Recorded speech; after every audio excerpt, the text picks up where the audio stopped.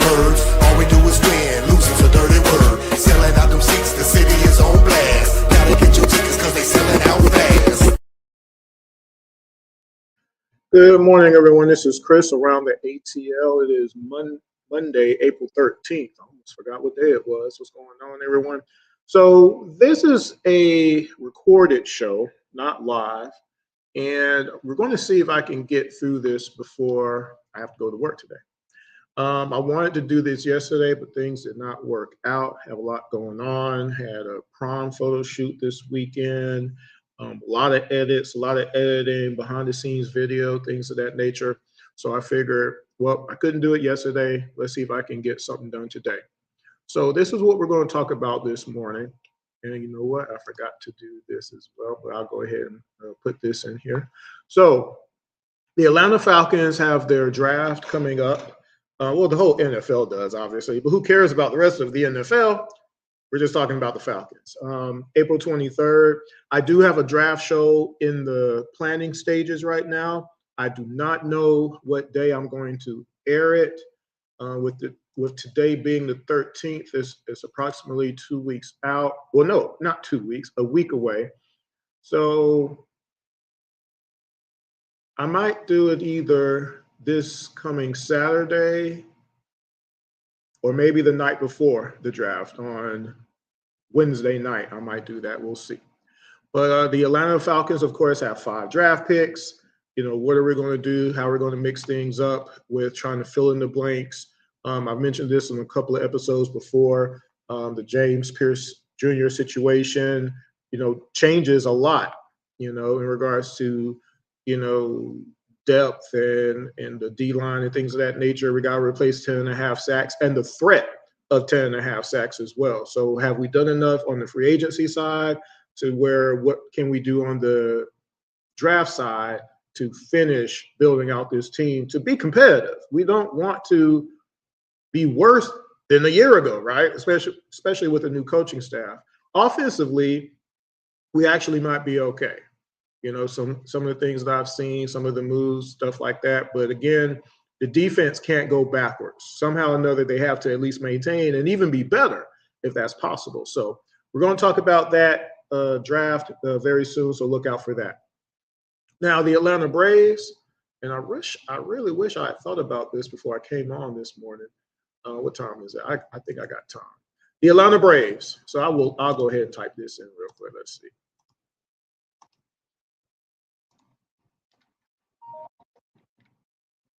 My phone is going off here. Atlanta. It's Atlanta. That's what happens. You used to live there. So the Atlanta Braves are 10-6 so far. So, and they're leading the division.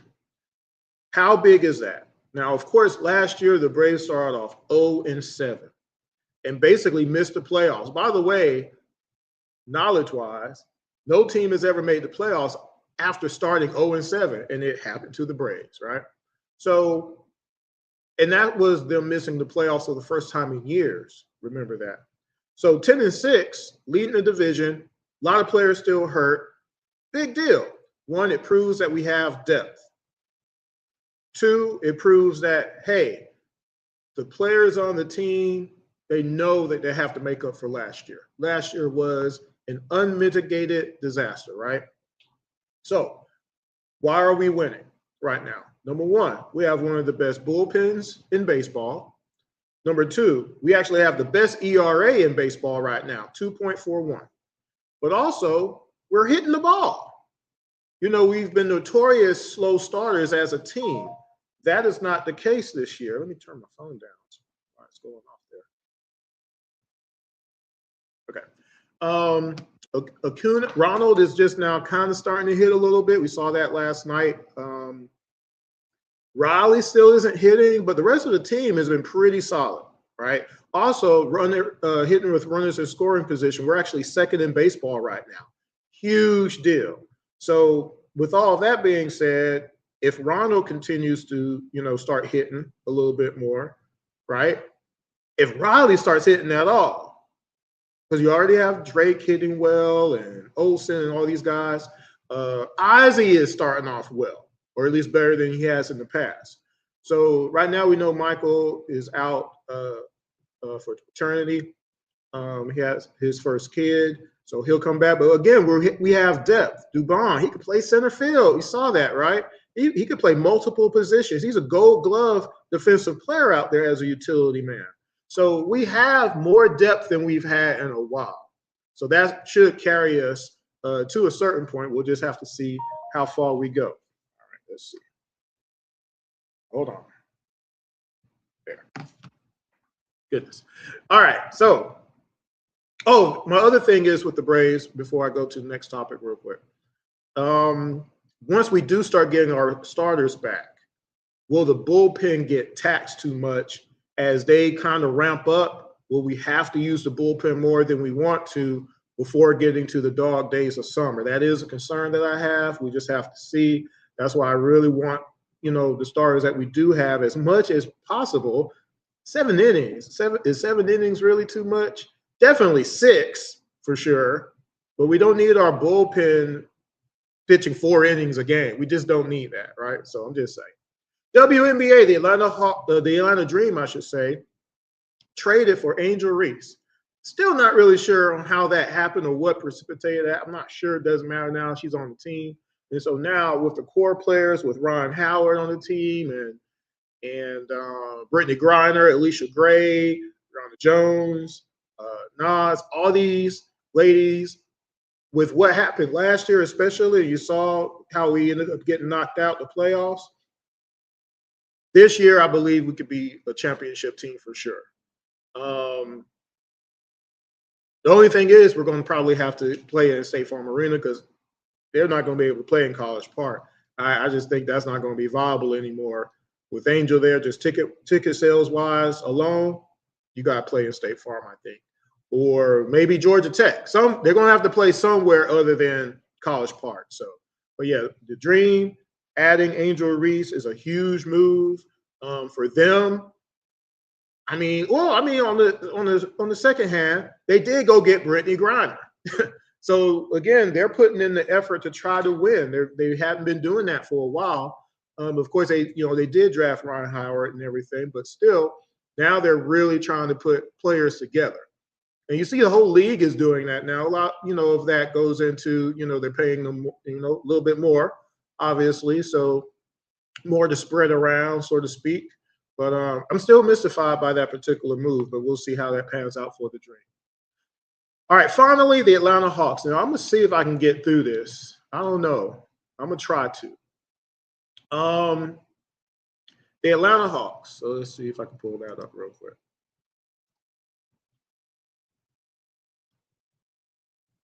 And maybe I can't. Let's see. And, I don't have it. That's my bad.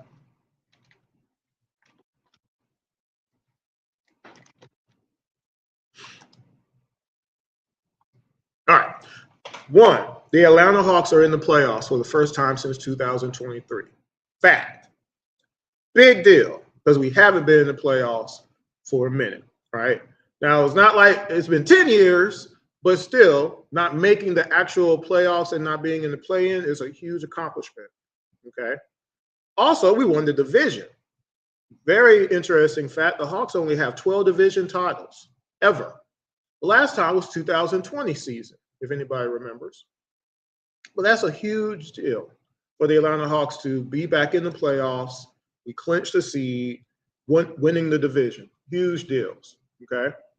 But right now, there's something that is kind of not cool. I've talked about this before. We'll talk about it again. There are people who have decided that it's more important to continue to dismiss, demean, disrespect a former player and say the phrase, well, the reason that the Hawks are in the playoffs is because that player is gone. It was that player's fault. He was the problem. That's the phraseology. And that's just not true. It's not true. And for all the people who continue to say, well, There's people who say, well, why are people talking about him still?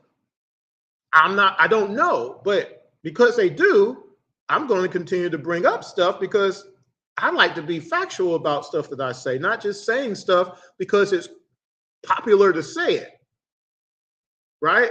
What have I always said on Around the ATL? Don't forget to subscribe to the YouTube channel, by the way. There's nothing wrong with having an opinion, but it should be based off of facts. Saying stuff to say stuff is not enough. Okay? It's not. All right?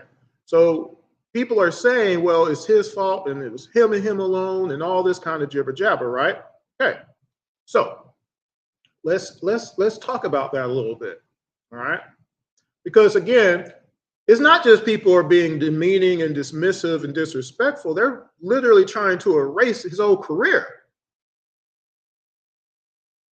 To a player who did nothing but, one, say that he wanted to win in Atlanta, win a championship in Atlanta, and did everything in his possible power to make that happen. Now, the organization, did they equal that energy?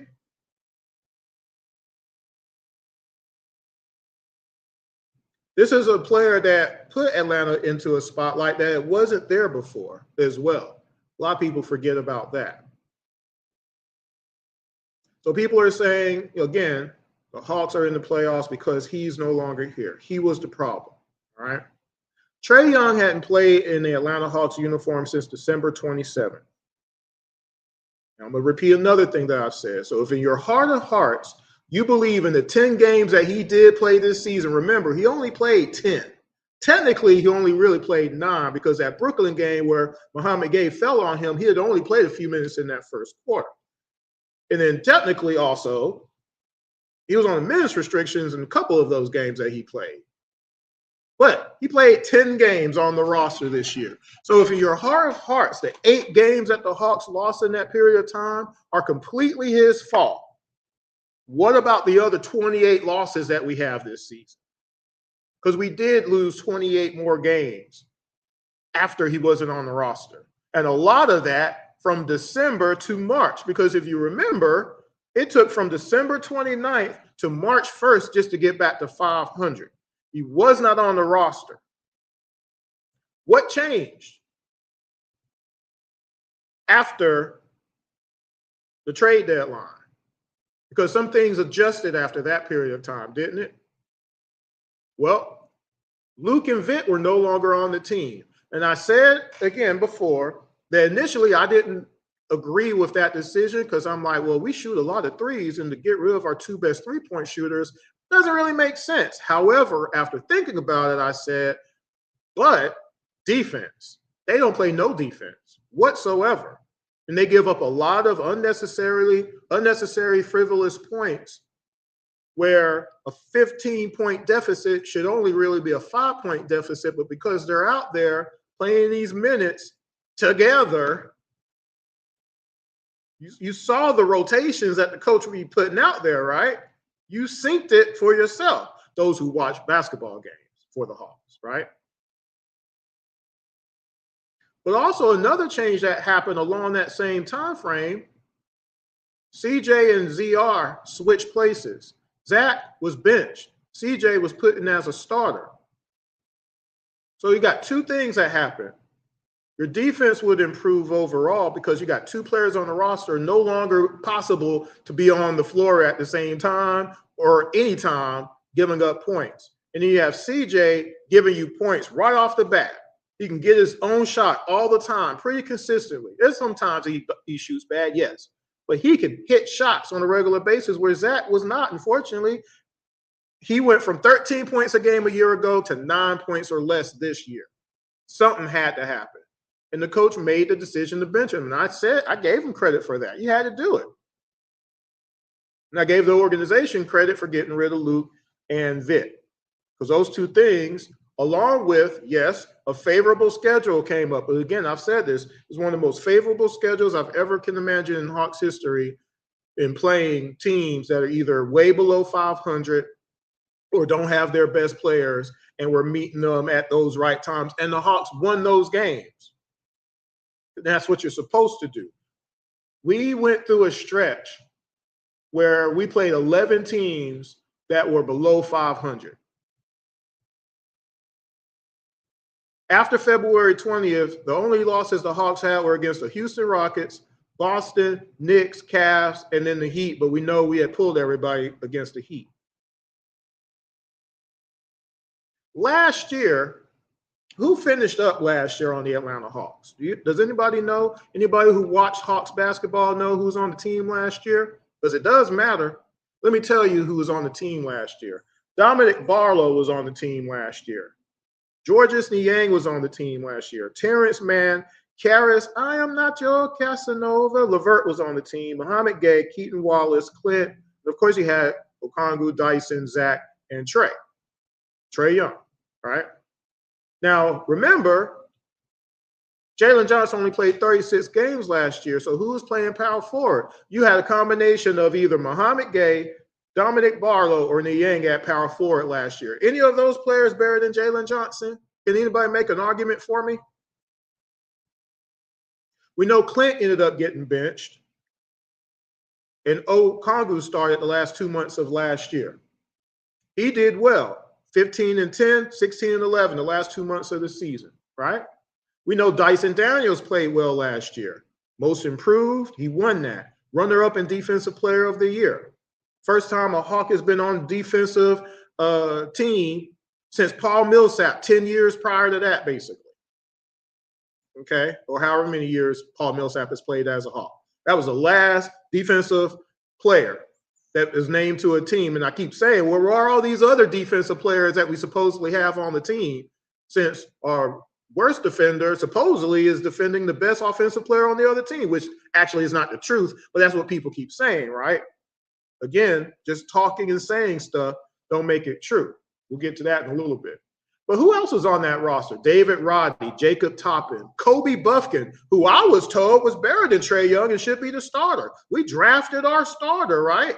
He's the heir apparent, right? He's going to take over. He just got waived by the Lakers. He's been waived again by another NBA team. He got waived by the Lakers. He couldn't even beat out Bronny James. Their two college careers are different. Kobe Buffkin had a real college career. Bronny James averaged 5 points a game in college and got drafted. Kobe Buffkin couldn't beat out Bronny when everybody on the Lakers is hurt.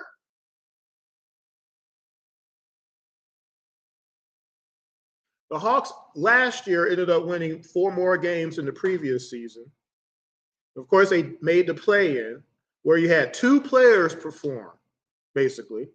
We watched Trae Young go 29-11. We watched Okongwu go 28-12 in that game, right? We know in the fourth quarter what Trae had to do to get them in overtime, because Niang went 1 for 5 in that fourth quarter. Nobody else on the Hawks was doing anything in that fourth quarter, right? In that game, that Miami Heat play-in game from a year ago, we watched Zach go 1 for 11 from the floor and Dyson go 5 of 13 from the floor. You don't think that has anything to do with them getting eliminated in that play-in game? You got 2 players that go for 29 and 28, but 2 other starters, by the way, go 1 for 11 and Dyson went 5 for 13 in that game.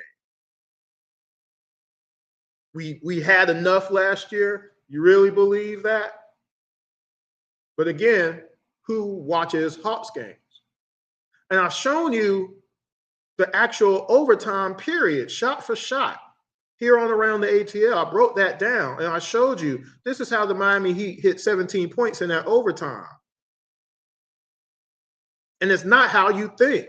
People talk, but the game, you don't have to believe me. Here's the actual game footage. That's why I do game reviews. Let me ask y'all something. You don't think Jalen Johnson playing only 36 games last year had anything to do with last year? Anything? You don't believe that? This year, he played 70-plus games for the first time in a few years. It's only the second time he's done it as an NBA player. Okay? Remember this. That's a fact. The last time he played 70 games, he only played 14 minutes a game per coaching staff. He averaged about 5 points a game that particular season. Jalen Johnson has been in the playoffs before, but one year he only played 2 games, and another year I believe he played 6 games. So he has 8 career playoff games. He averages about 4 points in those games. The first time, though, he played in the playoffs, he didn't score anything. The 2 games he played, he didn't score. Second time, he scored about 4 points a game. So this will be his first foray as a full-time starter, and now the leader of the team into the playoffs, right? But he hasn't played a whole season a whole heck of a lot. You don't think that mattered the last 2 seasons where, again, last year he played 36, the year before that he played 56? Where would the Hawks be if he had been able to play the entire season? He wasn't available, though, right? You don't think Bogey not being able to play last season had anything to do with last year? And also remember, Larry Nance Jr. also went down last year too. He was averaging 8 and 4, shooting 44% from 3. He was playing well for the Hawks. If he had just been able to finish out the season might have finished just a little bit different, don't you think? But why does any of this matter? Because will you say the same things about Jalen Johnson that you're saying currently about Trae Young right now? Those who are saying it. Dismissive, demeaning, he don't even exist. He was bad. He was bad for the team. He was a bad team. You know he's not a bad teammate. If he was a bad teammate, when he came back to Atlanta, whole team would just snubbed him, right? They just would have walked on by, right? Like Russell Westbrook makes sure he does with players he don't want to talk to when he sees them, right? And other players out there. You make a concerted effort to avoid the dap. You don't do that. No, I'm not talking to you. I don't care about you. Is a problem? Sure about that. But will you say the same things about Jalen if we get knocked out in the first round of the playoffs? Will you say that? Some people would say that Jalen has to get the team to the Eastern Conference Finals in his first leg of him being the guy. Because this is his first time in the playoffs. Since Trae Young did it in his first time in the playoffs, Jalen Johnson has to do the same thing. That's a lot of pressure, though, isn't it? Don't you think?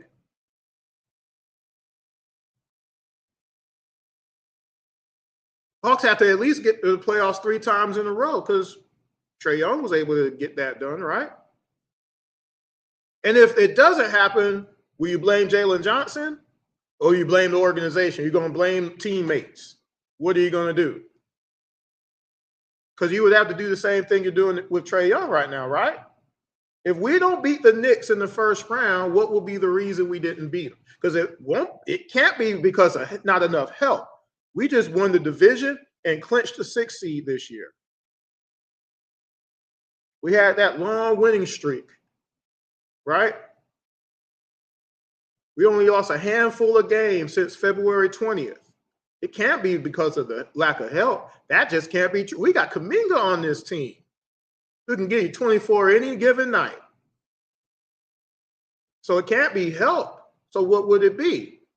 Are you going to say the same things?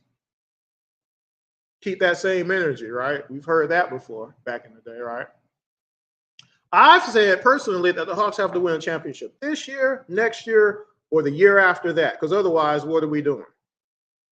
Because at that point, if we don't, Jalen Johnson is going to be 29 years old at that point.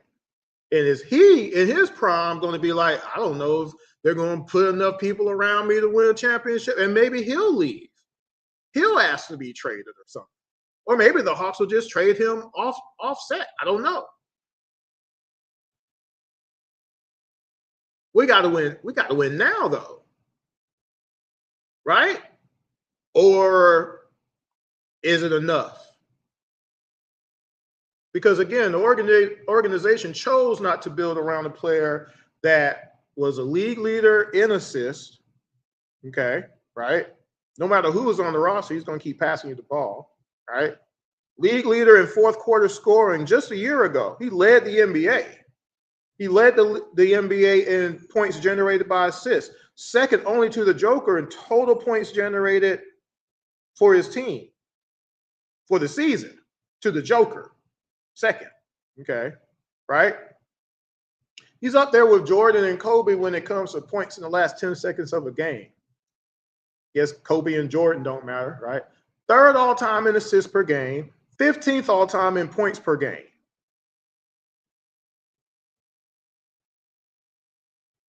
Oh, he was also third in clutch player of the year voting last year too. Forgot about that. So that player is gone off your roster, right? And he's trash though. Also, he was last two seasons league leader in potential assists per game. So he led the league in assists, but he's also potential assist leader too. That should not ever be possible, but there it is. That's a lot of missed shots. That's what Steve Holman said on Around the ATL a year ago, right before the season started. But the organization said, no, we're not going to put better players around him, right? Choice. Fine, that's cool. But will you do it for Jalen Johnson? Because if you don't, then what's going to happen? Because again, if he doesn't make the finals in the next 3 years, is Jalen going to stay? Trae Young was never the problem, folks. Again, the last time the Hawks made the playoffs was 2023. I believe that would be the 2023 playoffs, 22 season, of course. Was Trae Young guarding the best two players on the other team on the offensive side of the ball? Was he guarding Jason Tatum and Jaylen Brown at the same time? Was he assigned to them at all? I just need an answer to that. The answer is no, but why do you believe it would be appropriate that he would be? Why would it make any basketball sense that the worst defender on your team is guarding the best offensive player on the other team? And in this case, two, because both those guys averaged 29 a game in that series that we didn't get swept in, by the way. Anybody remember that? Trae Young was averaging 29 and 10. DJ was averaging 22 a game. Hunter was averaging 17. We should have beat them straight up, but we couldn't because we couldn't stop Jason Tatum and Jaylen Brown. Couldn't do it. I've shown you game footage of some of those playoffs. I've shown it to you. And you still got people say, oh, well, it's Trae Young's. How is it his fault when he's averaging 29 and 10 in that series? He won a game for us. Did you forget that too? Probably. But will you do the same thing to Jalen Johnson if we get knocked out by the Knicks? I'm asking that question because it's important. Because you're not leaving well enough alone. You're having to go overboard and keep saying crazy stuff. It don't make no sense.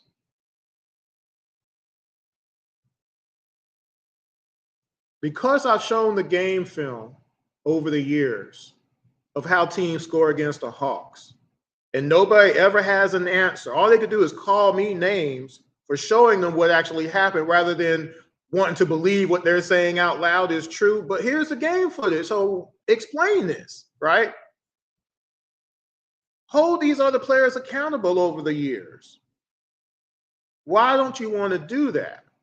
Because everybody has a job: rebounding, blocking out, getting back on defense, rotating, calling out the screen that's coming, hitting your shot when the ball is passed to you.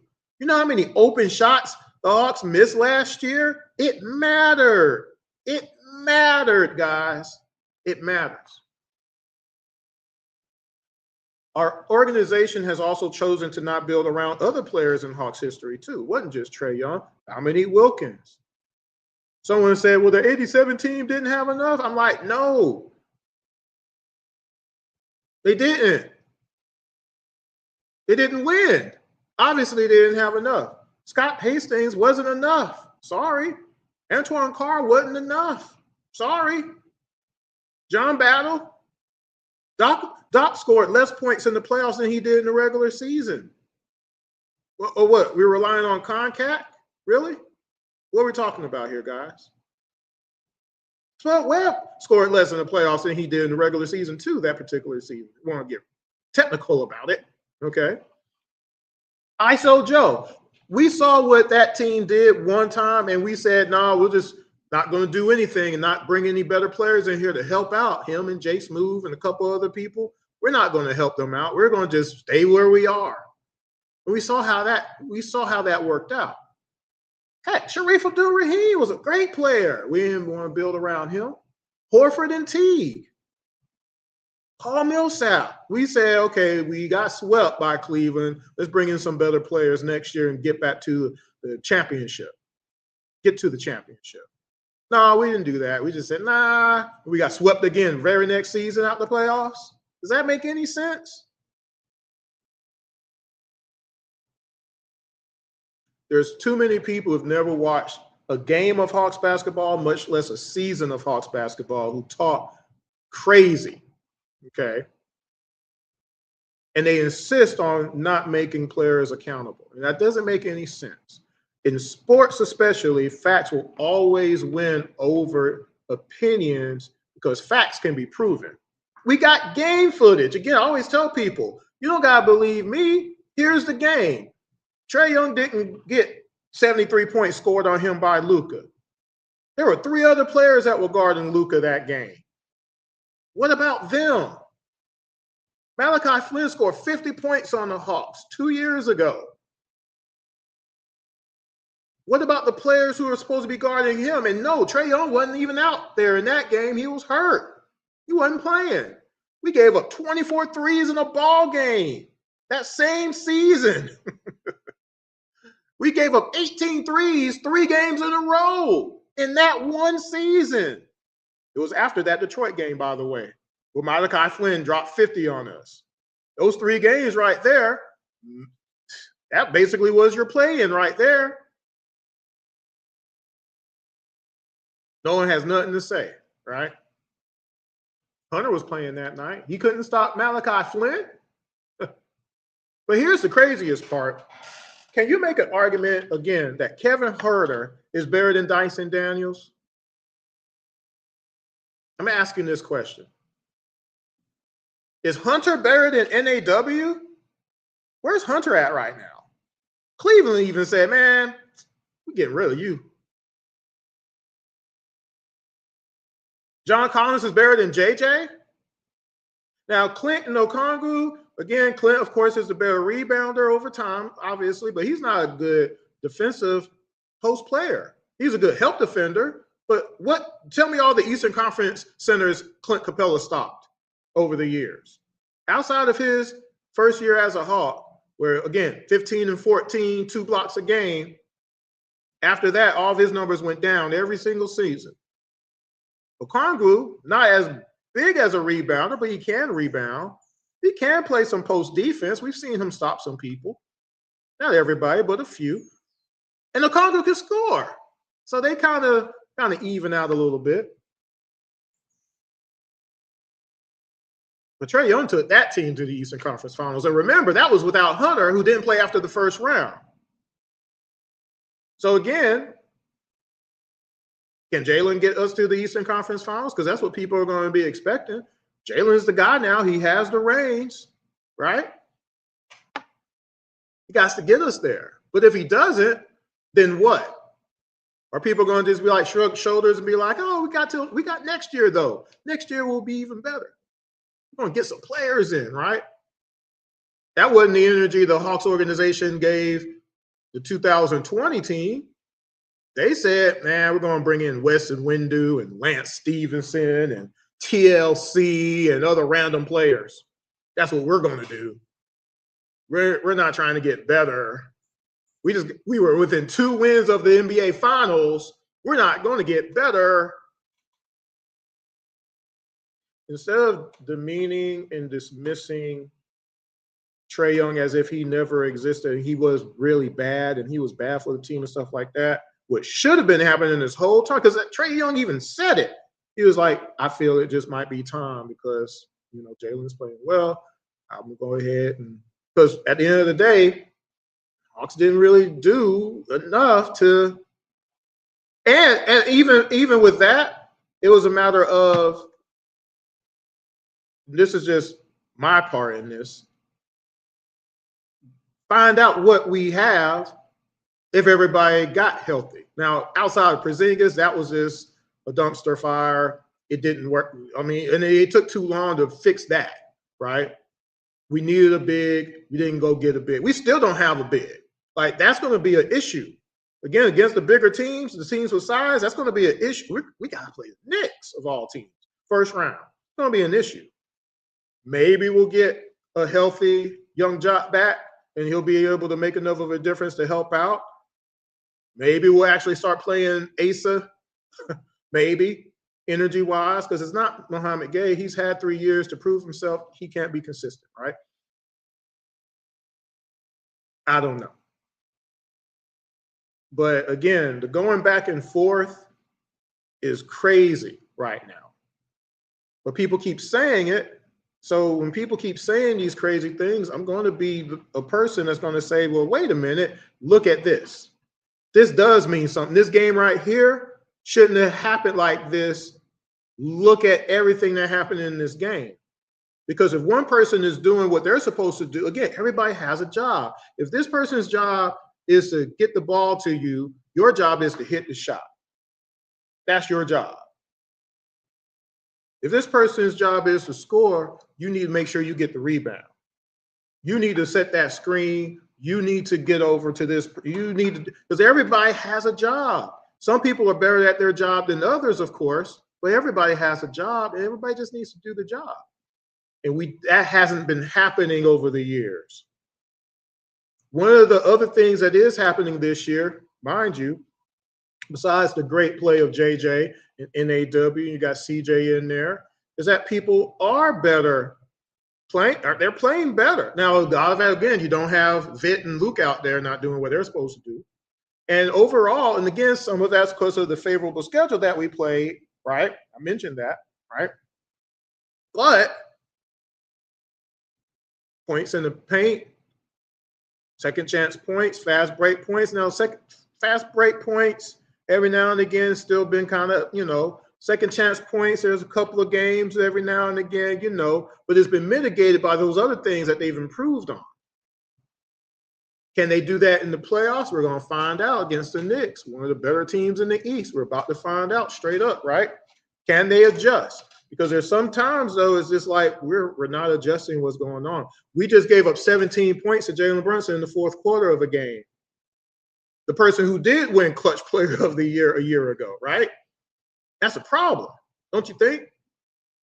We didn't adjust. We watched Peyton Pritchard score 36 points off the bench one night. That's a problem, don't you think? Who was guarding that person? Someone has to do that job. Someone has to take it upon themselves and says, I got to do that, right? Because the other team missing shots isn't defense, and you trying to hit more threes than them is not, I just don't think that's sustainable in the playoffs. We're about to find out. But that should be what the concentration should be, not that, oh, well, Trae Young was a problem and we just needed to get rid of Trae Young. No, that's just false. That's just false. That's a lie. That's a lie. But are you going to say the same thing about Jalen Johnson if we get knocked out of the first round? I hope we don't get knocked out the first round. We have a chance against the Knicks. We lost 2 games to 1 in the regular season against them, of course. We got to get something off our bench. The bench is going to be basically the deciding factor. Kuminga being consistent, and can we get anything out of Zach consistently? Because those are our 2 primary players off the bench. Can't rely on nobody else off that bench right now. You just can't do it. Well, maybe Buddy Hield, who just been lying in wait, apparently. I've been saying, I'm like, why is he not getting no playing time? Come on now. That's crazy. He's one of the better three-point shooters in the game. We know this. Play him. So he finally got a shot, and he blew up, right? Anyway, I got to go to work. I want y'all to think about this. I want you to share this with other people who watch Hawks basketball games and people who don't watch Hawks basketball games, because they really need to see these things and hear these things for themselves. Saying stuff just because other people are saying it ain't the move. You need to be able to prove what you're saying is actually factual, okay? Because people can prove it. There's you don't gotta believe me. There's the game footage. Okay. So that being said, I'm gonna get out of here. Y'all take care. Have a great rest of the week, and be looking out for the Atlanta Falcons draft show coming up soon. Hopefully, I'll schedule it. I'll probably post a little something here to let you know when that's going to be scheduled. And we'll start talking about the playoffs in the next few nights. Talk to y'all later. Peace. Dribble, pass, throw, catch.